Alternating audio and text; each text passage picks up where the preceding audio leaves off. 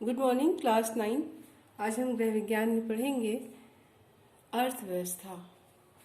बच्चों, अर्थव्यवस्था का अर्थ होता है कि आय व्यय को व्यवस्थित करना, और घर के संदर्भ में गृह अर्थव्यवस्था का अर्थ है कि परिवार के आय और व्यय पर नियंत्रण रखते हुए आय का गृह के सृजनात्मक कार्यों में व्यय करना गृह अर्थव्यवस्था कहलाया जाता है। यानी गृह अर्थव्यवस्था का अर्थ है कि परिवार के आय व्यय का संतुलन रखते हुए, उस पर नियंत्रण रखते हुए हम धन को सृजनात्मक कार्यों में व्यय करें। यही है गृह अर्थव्यवस्था। बच्चों, इसका महत्व क्या होता है?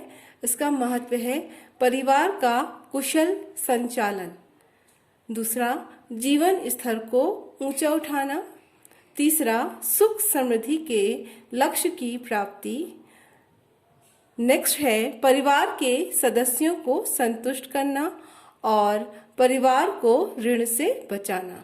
बच्चों, गृह अर्थव्यवस्था का महत्व है कि हम अपने परिवार को कुशलता पूर्वक चलाएं। जो परिवार के सदस्यों की आवश्यकताएं हैं उनको हम पूरा करें। इसके साथ ही साथ अपने परिवार के जीवन स्तर को ऊंचा उठाने की कोशिश करें ताकि समाज में हमारे परिवार की इज्जत और बढ़ जाए। इसके अतिरिक्त हम अपने परिवार के सदस्यों की उनकी सुख सुविधा के लिए जो चीज़ें ज़रूरी हैं उसका भी प्रबंध करें।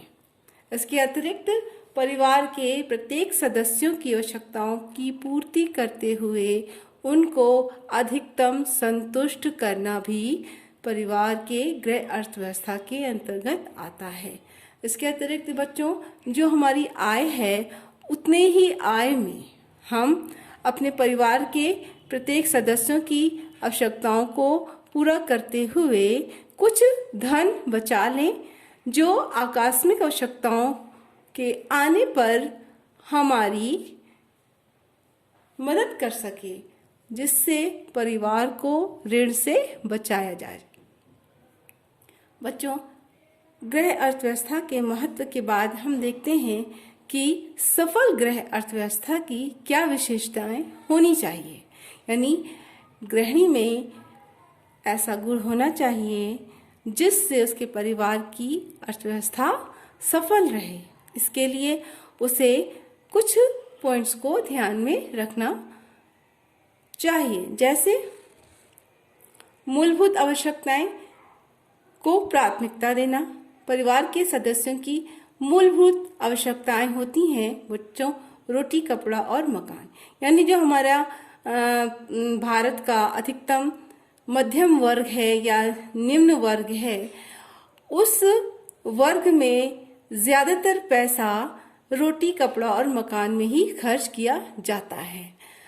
जब परिवार की आय अधिक हो जाती है और परिवार के सदस्यों की आवश्यकताएं पूरी होने लगती हैं तो उन आवश्यकताओं के बाद यदि धन बच जाता है तो परिवार के अन्य आवश्यकताओं की ओर हमारा ध्यान जाता है।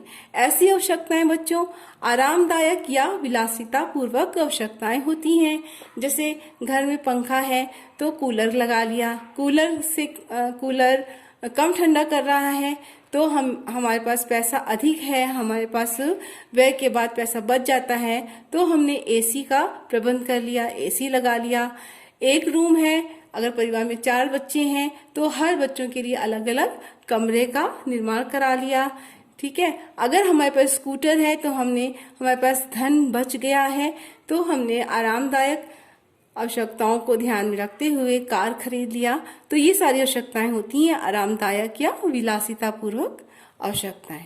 इसके अतिरिक्त बच्चों, व्यय के समय आय को हमेशा ध्यान में रखना चाहिए। यानी हमारे परिवार का मुखिया जितना पैसा कमा रहा है उस पैसे को ध्यान में रखते हुए हमें अपनी आवश्यकताओं की पूर्ति करना चाहिए या आवश्यकताओं की पूर्ति करने के लिए धन का व्यय करना चाहिए। और धन का व्यय करते समय हमेशा ये याद रखना चाहिए कि कुछ पैसा आकस्मिक आवश्यकताओं के लिए हम बचा लें। जिससे परिवार को ऋण से बचाया जा सके और साथ ही साथ बच्चों परिवार के सभी सदस्यों को हम अधिकतम संतुष्ट कर सकें और उनके संतोष का ध्यान हमेशा रखते हुए परिवार के खर्चों को हम चलाएं। तो इस प्रकार हम देखते हैं कि अर्थव्यवस्था घर के संदर्भ में क्या है बच्चों, परिवार के आय और व्यय पर नियंत्रण रखना, उसका संतुलन बनाए रखते हुए जो धन है उसका सृजनात्मक कार्यों में व्यय करना, जिससे आगे हमें कुछ लाभ मिल सके। यह है परिवार का गृह अर्थव्यवस्था।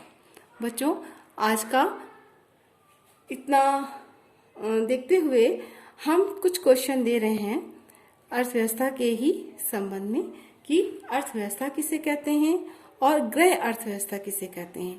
अर्थव्यवस्था यानी जो धन है उसका व्यवस्था करना या आय और व्यय तथा घर के बजट को तैयार रखना। तो घर के संदर्भ में क्या होता है, जब हम इस धन का व्यय सृजनात्मक कार्यों में लगाते हैं तो ये गृह अर्थव्यवस्था हो जाती है। इसके अतिरिक्त बच्चों गृह अर्थव्यवस्था का हमारे परिवार के लिए या हमारे जीवन में क्या महत्व है, इसका भी आप उत्तर लिख लीजिएगा। अति लघु प्रश्न में है परिवार के गृह अर्थव्यवस्था का क्या महत्व है।